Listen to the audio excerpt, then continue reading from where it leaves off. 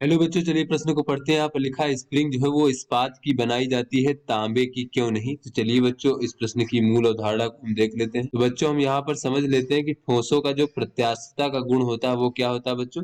तो प्रत्यास्थता का गुण ये होता है कि जब किसी वस्तु पर जो प्रत्यारोपित विरूपक बल है जब उसको हम हटा दें तो वस्तु जो है बच्चों वो अपना आकार और आकृति पुनः प्राप्त कर लेता है। इस गुण को बच्चों प्रत्यास्थता का गुण कहते हैं।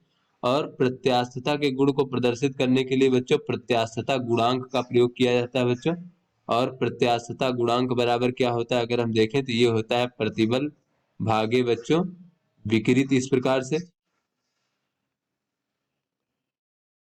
तो चलिए बच्चों अपने प्रश्न को हल करते हैं। तो यहाँ पर कहा जा रहा है कि स्प्रिंग जो है वो इस्पात की बनाई जाती है और तांबे की क्यों नहीं।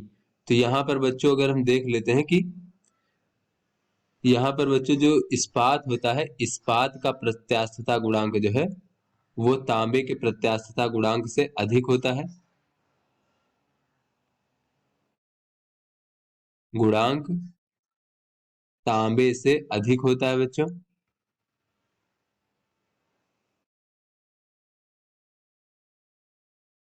और बच्चों अगर हम समान प्रतिबल की बात करें तो यहाँ से अगर हम देखें बच्चों तो जो विकृति होती है बच्चों, विकृत वो प्रत्यास्थता गुणांक के व्युत्क्रमानुपाती होती है बच्चों। यानी अगर जिसका प्रत्यास्थता गुणांक कम होगा बच्चों उसका विकृत अधिक होगा बच्चों समान प्रतिबल पर। तो यहाँ से हम बच्चों कह सकते हैं कि चूंकि विकृत जो है प्रत्यास्था गुणांक का व्युत्क्रमानुपाती होता है इसलिए समान प्रतिबल के लिए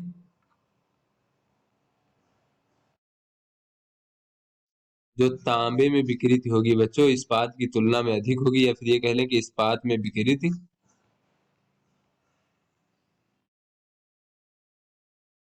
तांबे की तुलना में कम होगी बच्चों।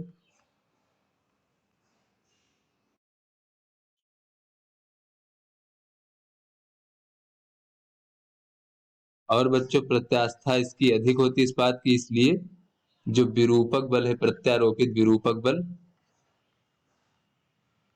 हटाने पर इस्पात जो है बच्चों तांबे की तुलना में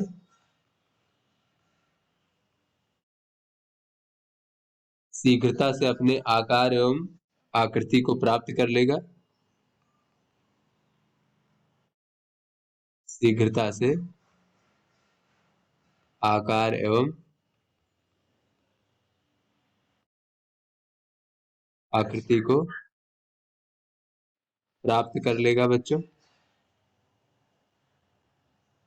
इसीलिए जो स्प्रिंग होती है वो इस्पात की बनाई जाती है, तांबे की नहीं। इसीलिए स्प्रिंग इस्पात की बनाई जाती है, तांबे की नहीं।